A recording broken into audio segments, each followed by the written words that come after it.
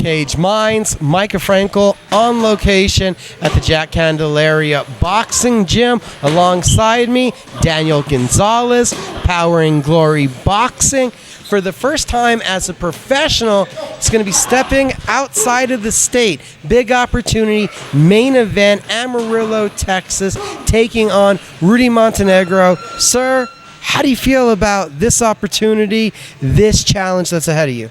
Well, I'm excited. Again, I'm grateful for the opportunity. I just want to say thanks to Texas Elite Boxing, Azteca Music Hall for giving me the opportunity for this. Again, Rudy Montenegro and his team as well. It's a big step. Again, and it's great. I'm grateful to even get the opportunity to fight main event. Again, like you said, I'm stepping out of state for this one. So I'm going to be the underdog. Even though he has a greater record, he does have a loss on his record. At the end of the day, I'm going to go in there like if I'm going to go against a trained killer. And again, I don't know the guys he's fought. Again, I've heard about him, but he hasn't fought anybody like me. Again, he's in for a fight, and everybody in Texas is going to be in for a show. I bet you. There were murmurs, there were rumors, there were rumblings after the last one. It's time for Daniel to show us a little more, to take that step up. Did you feel that way yourself? Yeah, of course. I did go ahead and let my manager and my coach, Steve Garcia, know that I wanted to step up when it comes to competition and fights and rounds. We did try to go for a 6-rounder. Again, it is a main event. I feel like I would do a lot better when it comes to endurance. But it is going to be a 4-round fight, so hopefully we'll be able to get in there, get to work, and come out with the win. So, again, we all know that we got to step up when it comes to competition and fights, but again, this is our first step. First main event. Next is going to be 6-rounders. Hopefully we'll be able to get a bigger opportunity. Hopefully it's either with Legacy Boxing or we'll roll back with Texas. We'll see where the opportunity lands.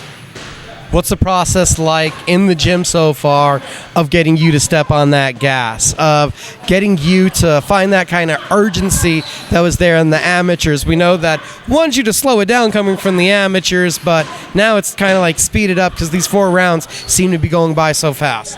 No, yeah, and again, the way we're preparing for this is just stepping up on sparring. Again, I've had multiple sparring sessions with really great guys. I've been in there with Pitt. Again, I'm really grateful for Pitt, Xavier, Madrid, Christian Carbal, a lot of top guys, Hector Munoz. Again, I've been in there with a couple guys that have pointed out my flaws and my strengths, like my strengths and weaknesses. So again, we're tweaking, we're sharpening, and it'll be great. Again, we're stepping on up our competition in sparring, in training, and in general, we're going to work on endurance. It's going to be a great fight. Again, it's not going to just be throwing haymakers left and right. It's going to be a nice boxing match, but it's going to be exciting. Again, I'm not a boring 147 pounder. I can tell you that.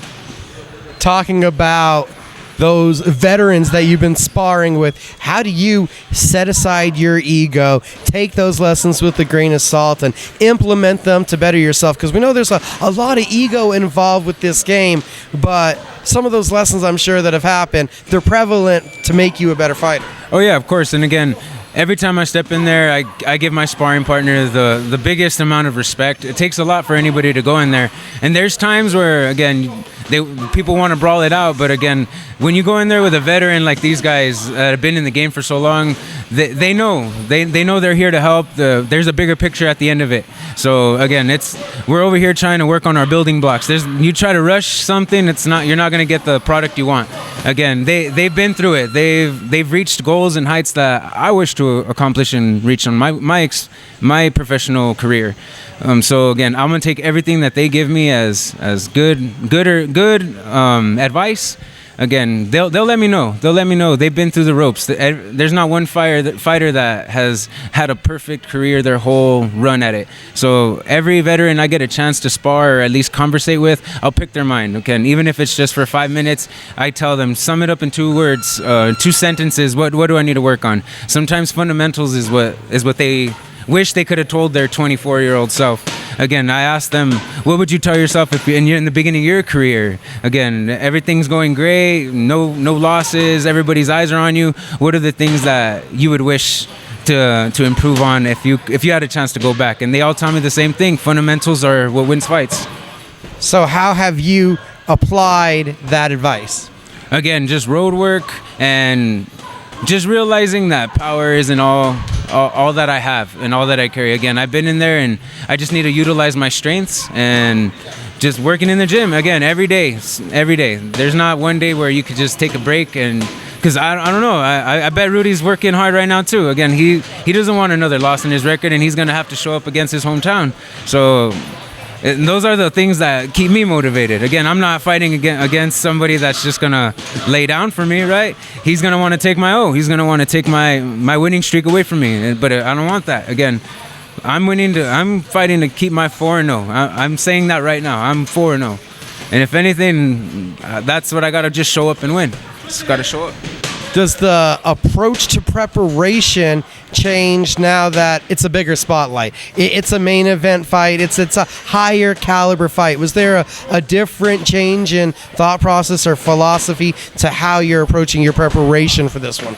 Absolutely not. No, again, this guy is just a regular guy. Again, like I said, all respect to any fighter that steps into that ring, but we're all human at the end of the day. God gives us the strength. We give him the glory. And I know he's a good guy. From what I know about him, I doubt he's going to come up here and try to give the tough guy act. We're going to give each other the most respect, I hope.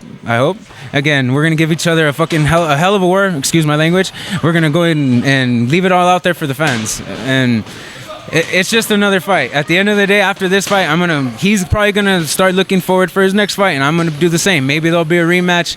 Again, all I'm focused on is Rudy Montenegro, April 22nd.